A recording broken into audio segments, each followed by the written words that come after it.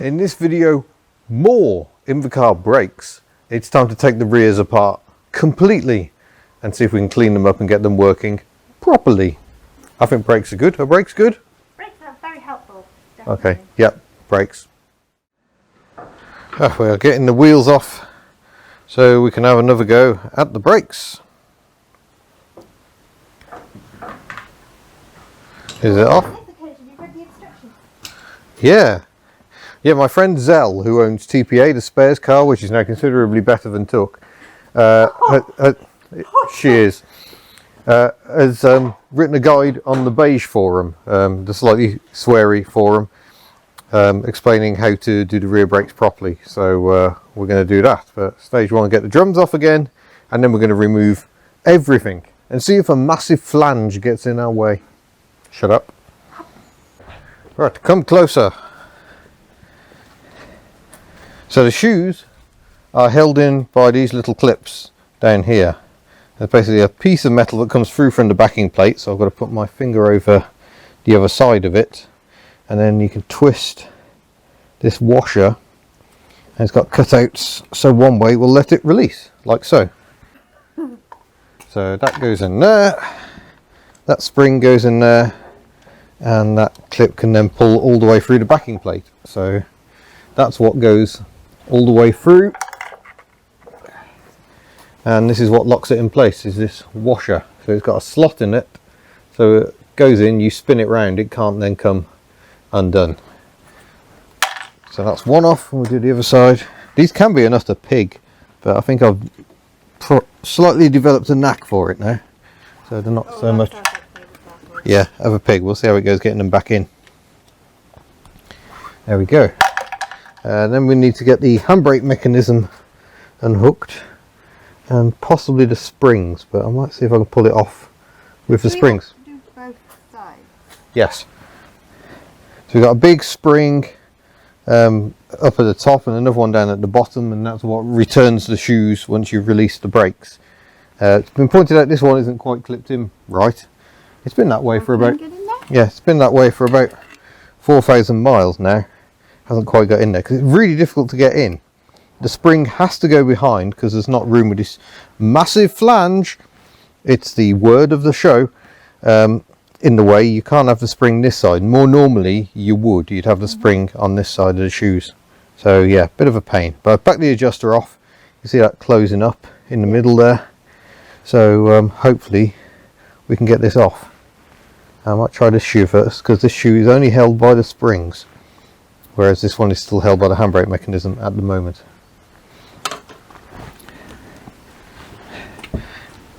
Oh gosh, yeah, those springs have got some power in them. They've got the wheel cylinder down here at the bottom is the other thing, but I don't know how easy it is to get this off. Oh, a little split pin there.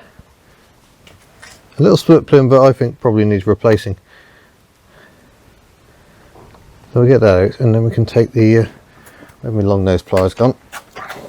Very glad of the knee pads in the trousers today. There we go. Did that come out? Almost. So there's a split pin out of there, so that's the handbrake lever release. If I remove the cotter pin,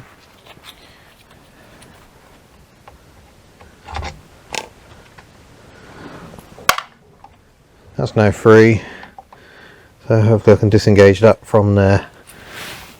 But I think I'll try and disengage the top first. Ugh. Go. Oh yep, disengage there. So now it's only the springs holding things together.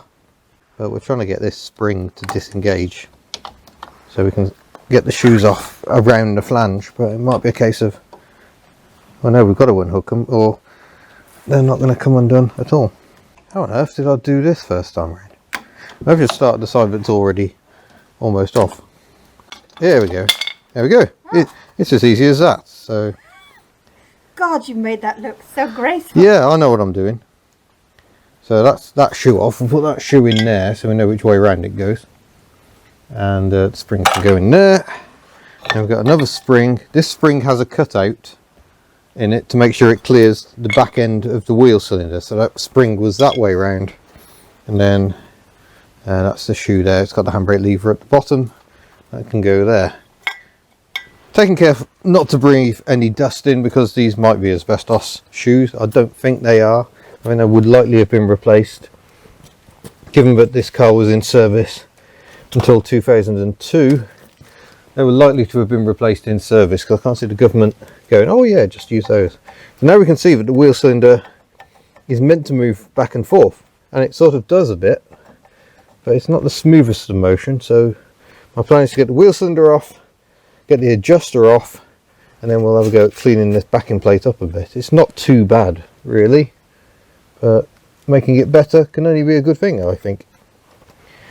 Now I've got to remember how the wheel cylinder is held on. There's a couple of slidey horseshoe clips on the back.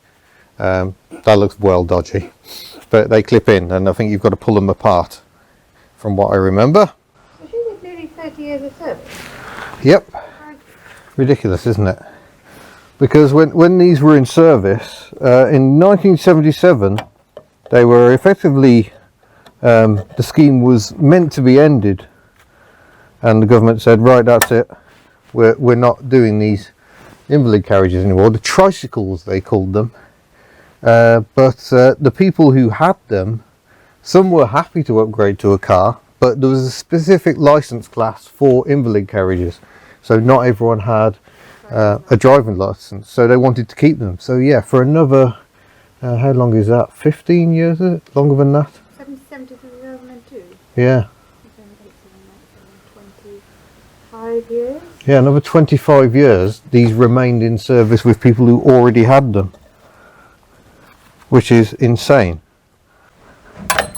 Oh, there we go. I just broke in half. That's a problem.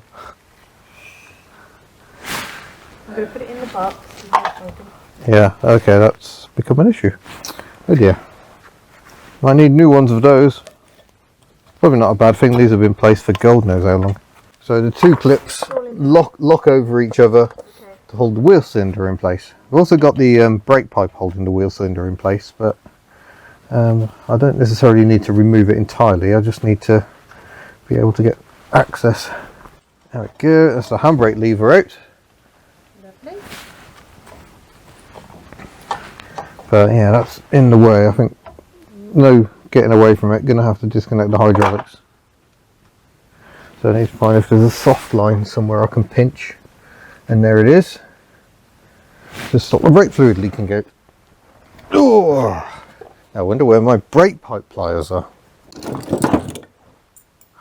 Oh. See, Oh. I have a plier drawer, and these I count as pliers. So you press that lever, squeeze the pipe, then you slide that down, and it locks them. Right, So your brake fluid doesn't all leak out. Not actually very good for the brake pipe. But it's only temporary. Yeah, well, we hope. So I need to go under here and find the soft line. There we go. And then I need a spanner to disconnect the pipe on the wheel cylinder. Brake pipe spanner 7/16. So a brake pipe spanner has a little cutout so you can go over the pipe. So you get more grip on it than if it was just an open-ended spanner. So the theory being that it won't round off. No, it's alright. I'm quite happy to just keep kicking you. Yeah, and putting me in wet. You love it. This is sounding wrong about a minute. It's you, it's not me. I get the blame. This isn't going to work, unfortunately, because of the angle we got with the brake pipe going into the union. I don't think I can actually get that on. It was a nice idea. This is about the time I realised I should have undone this wheel cylinder while the wheel cylinder was still tightly attached to the car. Oh, that's tight. I think that's rounding. Oh, this is going to be one of those jobs that you thought would be nice and easy. And so far we've broken a clip, which I don't have replacements for. And now the union is rounding off on the brake pipe. 3 minutes in you said this was going to be easy. You have the knack. Shut up. That was the knack for getting those springs off. Oh, right. That and only that. The whole job. My other knacks might be, Knack. yeah. Oh. It's a truly beautiful day in paradise today, so I hope you'll permit me a bit of a sales pitch. We got some new items at the HubNut store. We've got pin badges like this one and like this one, Triangle of Doom pin badges. That's not all. We've even got stickers and fridge magnets in some new designs being demonstrated nicely by Ellie here. So we've got little Tuck fridge magnets and stickers, power less is more fridge magnets, and that's the sticker version, and Triangle of Doom also available there. We've got all t-shirts back in stock again. I've had a slight issue where I managed to say they weren't in stock because I filled in the wrong thing on the stores because HubNut. So that's been done. So yeah, we've got t-shirts. We've still got a few anniversary hoodies and t-shirts left. Not many now. They're almost sold out. All the mugs went very quickly, but we've now got the black HubNut mugs are back in stock, and we've got a new t-shirt design on the way. I will show you that one when we have it. But enough sales mode. Back to the tinkering on Tuck, and it's been a few days. I've decided I'm going to give up with trying to get the wheel cylinder off here. You may remember the union it's seized into the wheel cylinder on the back, and it's just rounding off.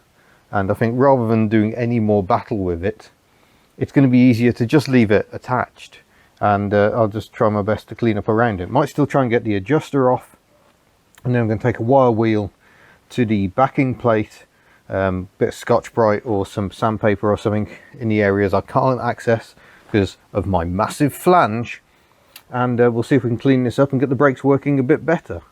But yeah, just while we're here, look, Invacar's had Spax gas dampers from the factory. Sporty. Here we go.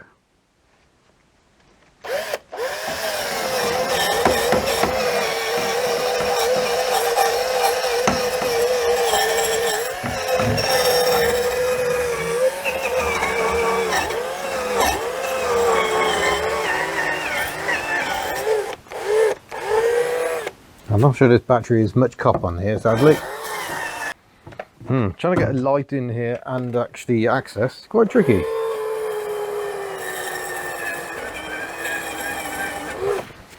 But you can see these raised points, which is where the brake shoe is meant to slide. So it's not like I've got to clean up the entire backing plate. I can see where the contact points are and where contact has been made before. So that's the main focus of our inquiries.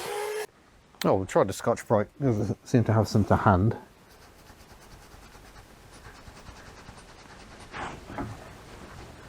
Yeah, you can see immediately that the Scotch-Brite having quite a good effect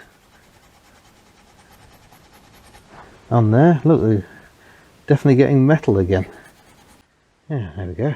Alright, I'm going to keep doing this. I will spare you the sight of me just doing that for far too long. Oh, highly productive morning where I gave up on the brake job because I hadn't got the clips. Started on another job. Yes, Myrtle has had her dose of Coca-Cola, and I'm now going to show you the clips I have found. You'll have to bear in mind with me, I've got the kettle boiling away in the background. But these are the clips that hold the wheel cylinder in place. So you slide these in from each side and then clip them over, and the two notches in this horseshoe clip into the holes on this one, and slightly curved, so the spring pressure holds them together, holds your wheel cylinder in place, but importantly allows the wheel cylinder to move. So I've cleaned up the backing plate as best I can, both sides, front and back, working around that wheel cylinder that won't move, and now I can reattach the wheel cylinder once I've lubed these up a bit, and then we can crack on. Actually, let's put these in the magnetic parts tin. There's a good idea. Magnetic parts tins, great idea. I've got two of them. Wish I'd thought of that sooner. And yeah, after a cup of tea, I'll get the wheel cylinder back on. I thought I'd ordered new boots as well, but it doesn't appear I have, because these boots are a bit of a mess. That suspiciously looks like it's cut. I wonder if I discovered I hadn't put these on because they have to go on before the handbrake lever goes through. Before the wheel cylinder, indeed, I think. But anyway, that's meant to stop muck getting on those things and ruining the braking efficiency. But all this problem, all this rust and crud I've got on Tuck, I think a lot of this is due to one journey. And that journey was the journey took versus the storm. So I drove her through a storm, and she's never been right after that. It was a fun video to shoot, even when I was getting hailed on through an open window. But it hasn't done poor Tuck all that much good, I must concede. But such is life when you have adventures. Adventures aren't very good for cars, but frankly, nor is keeping them as museum pieces and just pottering about in them. So I'm further reminded I still need to sort out the number plate light. It doesn't actually work at the moment, so the fact the cover's missing off it, not as big an issue as you might think. So that needs sorting out, but then so does the window. On which note, I have found the tape that someone very kindly sent me back in the summer. Some double-sided adhesive tape that I'm hoping will hold this metal frame in place. They used little pins before.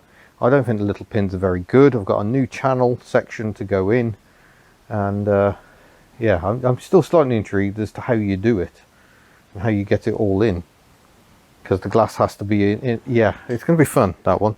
Yeah, we'll save that for another day. But yeah, well, I'll crack on with the brakes once I've had a cup of tea. There we go. That's moving back and forth quite nicely. So we'll go for a blob of Ceratec on these points here and get the shoes back on. I might not film this bit because this is definitely going to involve swearing. I hate getting brake shoes back on, even without a massive flange. Yeah, this is the moment I realise this needs to be behind that wheel cylinder. So I'm going to have to unclip it again because that comes through there and sits in the back of the wheel cylinder. So that's always nice. Oh, that has been a good 20 minutes of swearing, but I think we're getting somewhere. The spring's located at the top quite nicely. It's in at the bottom, both sides. It's sitting on the cylinders, so now we just need to refit the little spring clips. I'm going to find out whether it's made any difference whatsoever. So there we go. I've adjusted it up and backed it off a bit. If I find the adjuster, which I've just put on the floor, there we go. I can go a bit tighter. That's just friction there, so that's good. I'm just going to pump the handlebars a couple of times. Oh, that's nice and tight. That's feeling good. And the next thing I'm going to do before connecting up the handbrake lever is make sure we're rotating. So we operate the handbrake by operating the lever. Oh, yep, that is not turning. And then when the handbrake comes off, it's all good. So I think we've got some improvement there. It's amazing how little that lever needs to move to lock the brakes, but that's all feeling good. So let's get the handbrake connected up again.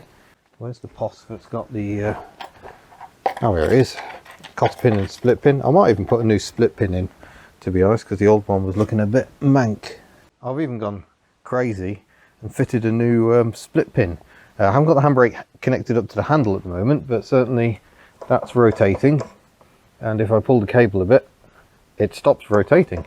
But then importantly, it frees off nicely. So I think we're there with that. That's good.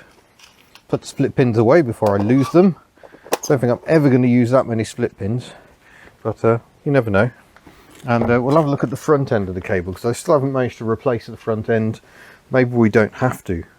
Maybe this was enough. I will do the other side, of course, all in good time. That probably won't be today because I'm running out of time rather quickly. But nonetheless, I think we've probably got a good improvement there, so I'll reproduce that work on the passenger side. But for the sake of video, let's see if we can get the handbrake actually working on the car. It is, it's been mentioned by other people who have these, notably Zell, who's got TPA, that the bar that runs back and forth between the front cable and the rear cable, it really does have a tight clearance on the chassis and probably actually hits in places, so that doesn't help trying to get it to release cleanly. But let's go around the front and see what we can achieve there. I'm now wearing one glove, having decided that two was just too luxurious. Hi there. I've got it out. The old cable is out. and I can see it's all the rubber's cracked and moisture's getting in, so that's why it's knackered. I had to knock the handle out. Here is the handle. There's a roll pin that goes through there, so I knocked that out, undid it from the dashboard, and was then able to withdraw the whole thing. Now the question is, does that actually make my life any easier? Am I actually going to be able to fathom out how to get the cable out of here now? I don't know, and unfortunately that's going to be a question for another time. I've run out of tinkering time today. I need to get back home and edit some videos up. So yeah, I'm left pondering still how on earth this is going to work, but at least I've got it out now, so I can actually see into here and try and see what's holding it. And it's still not apparently clear, but it does look to me like this bar somehow needs to come out of here enough for me to disconnect it. I think it's been held purely by the fact it's in the tube. Is it a pin? I'm not even showing you very well, because that is restricting our movement to this slot, and it's just proving impossible to disengage further. Oh well, I'm going to have to keep pondering that. Like I say, I'm out of time today. So thank you very much for watching, and look forward to seeing you in a future video. Farewell.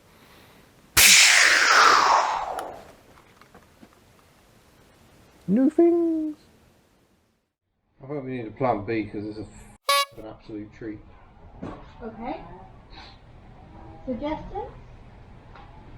I don't know.